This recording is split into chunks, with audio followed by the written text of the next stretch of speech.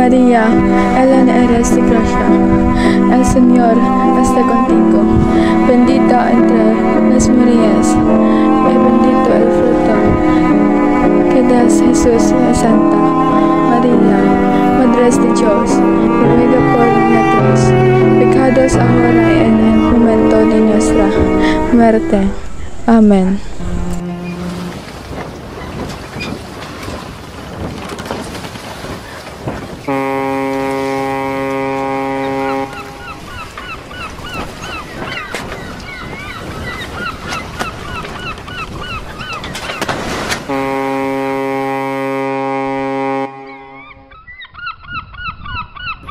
Ang mga Indio na yan ay nagpapabagal sa ating paglalakbay, lalo na ang pag-unlad ng Las Pilipinas. Hindi ang Indio, kundi ang ilog ang problema.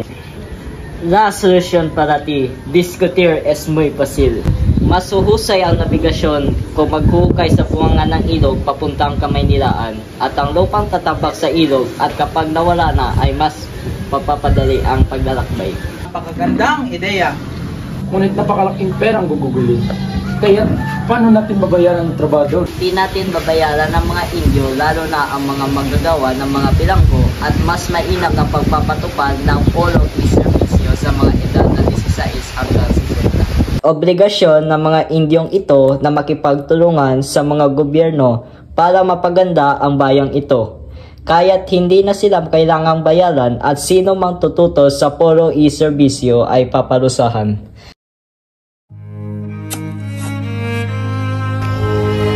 Sunod, maaari ba kang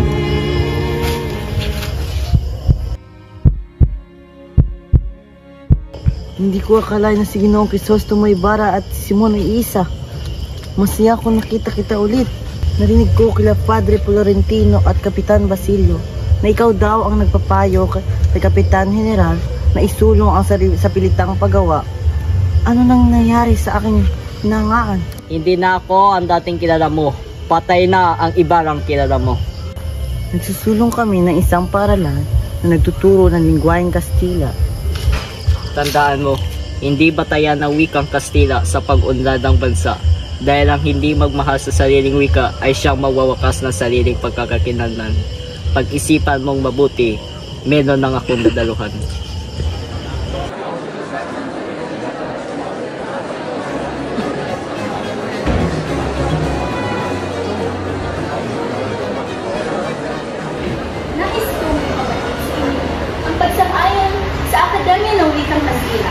Umaasa kami sa mga estudyante sa paggawa ng mabuting dignidad, hindi lang para sa tao, kundi para sa bayan.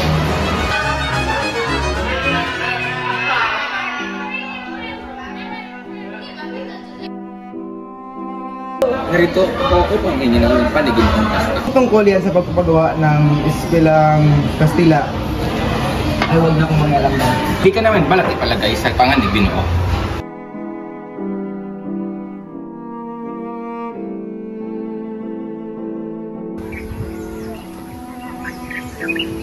Ginoo, nakita niyo ba ang minamahal kong asawa?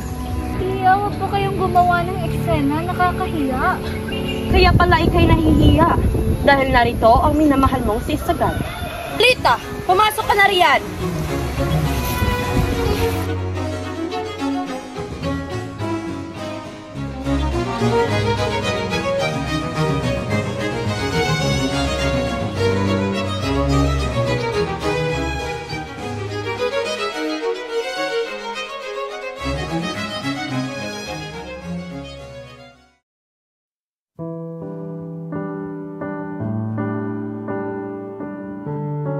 Simon, ako'y lugi. Kung gayon ay itulong mo sa akin kung sino ang mangungutang, ako na ang bahala. Salamat, Sr. Simon. Maasahan mo aking tulong. Kung gayon ay kailangan ko maitago ang nayangkad kong baril mula sa bodega. Baril? Ang mabahala, hindi kita ipapahamak. Kung ayaw mo ay sa iba na lang ako hihingi ng tulong, akin na ang 9,000 piso mo. Hindi ako payag, Sr. Simon. Hindi naman, maraming salamat sa iyong kooperasyon.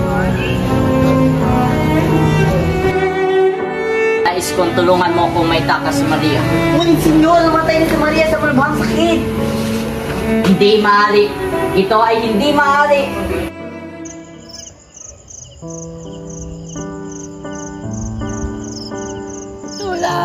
Tulang!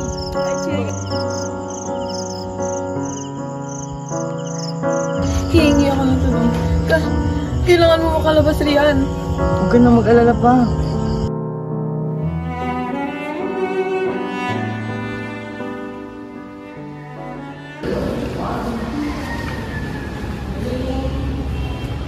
Tulungan niyo po ako, Senyor. At aking nobyo po ay nakakulong. Napagbintahan lamang po siya. Kailangan niyo pong pakawalan siya. Nagmamakaawa po. Bukas, pagsikat ng araw, makakalayan siya. Susulatan ko ang alpares. Maraming salamat po, Senyor. Tulungan kita basta't sumama ka sa akin. Senyor, wag po! Senyor! Ha ha ha ha.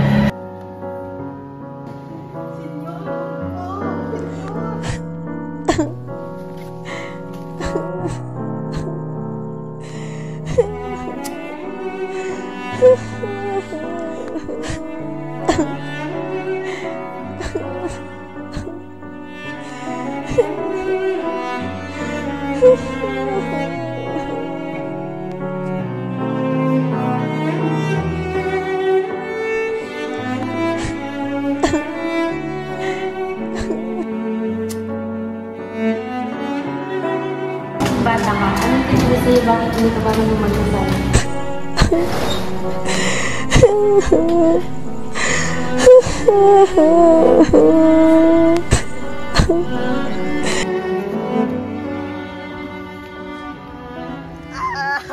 Huwag yung ko, nilulungpa ko! Hindi karapat dapat mabuhay ang isang babaeng maruming kagaya ko! Ah!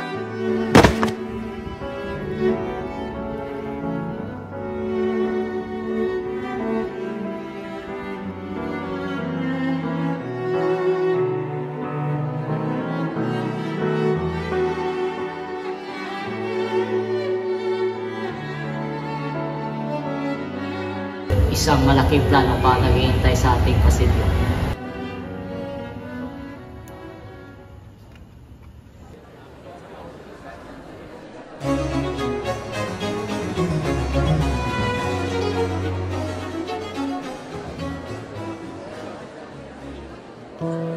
Magandang gabi, Binibini. Magandang gabi din, Senyor.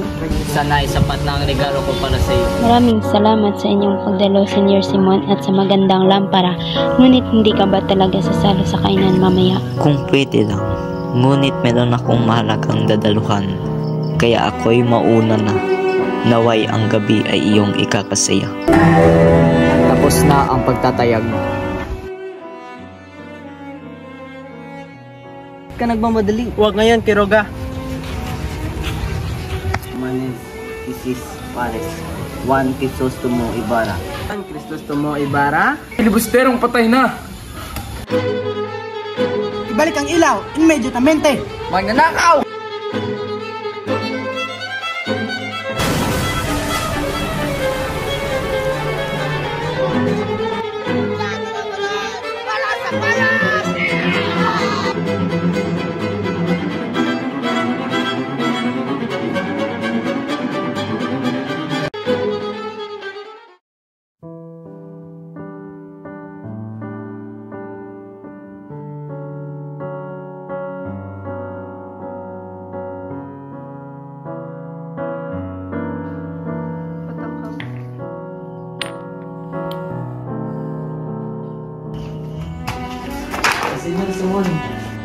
Nangyari na ang dapat mangyari.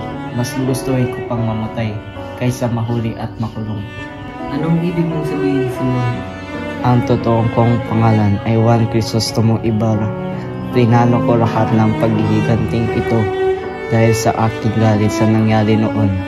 Sa lahat ng pagsisisi, kalungkutan at pagkawasak ng pag-ibig namin ni Maria Clara. At ang Diyos mo, Padre, ay hinadlangan ang aking bawat palak at kilos. Alala ko tuloy ang pagsintahan namin ni Maria Clara at masakit na matuklasan na siya ay namatay sa kumpento. Sana sa susunod na kwento kami magiging masaya.